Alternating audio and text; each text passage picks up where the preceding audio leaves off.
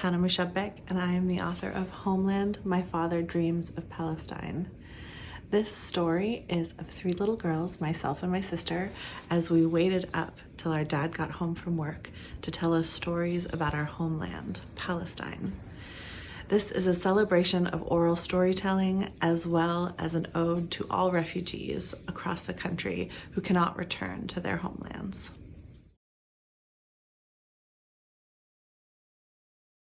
The inspiration for this book came after one night I had dinner with my friend who's Vietnamese, and we were both comparing stories of growing up as second-generation immigrants. One experience that we both had in common was that our families had shared these stories of our homelands that almost made them seem like fairy tale lands, places that we felt deep connections to, though we had never been to our homelands.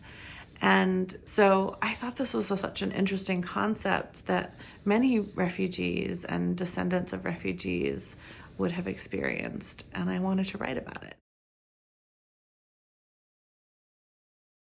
Many Americans know about Palestine through upsetting and violent videos and polarizing headlines.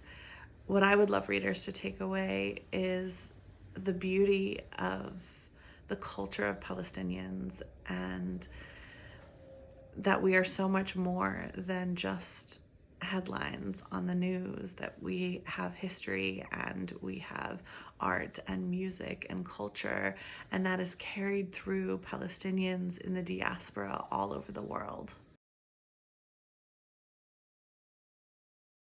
Reem's illustrations are so beautiful, and I was so lucky to have worked with the art directors at Chronicle Books in giving Reem hundreds and hundreds of photos from the archives of my family.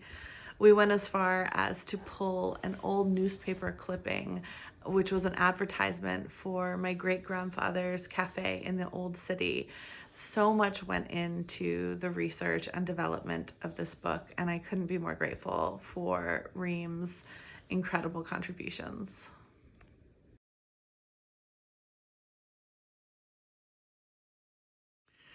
I have worked in publishing professionally for 10 years, but I also grew up in a publishing family. My family owns a small independent press called Interlink Books.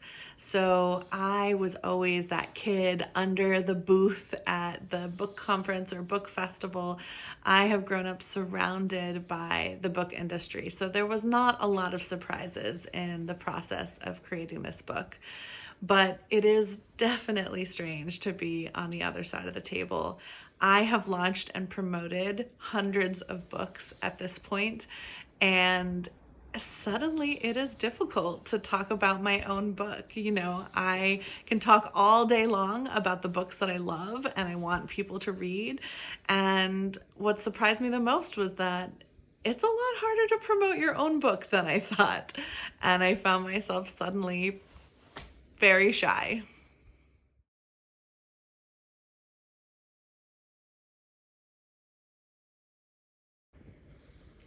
Growing up, I had exactly one picture book by a Palestinian writer about Palestine.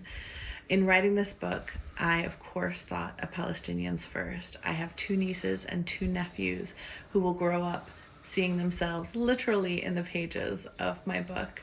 And that was my instinct first when writing this. But I also hope that it's an educational tool for non-Palestinians to honor the culture of Palestinians and recognize that we are so much more than just the headlines.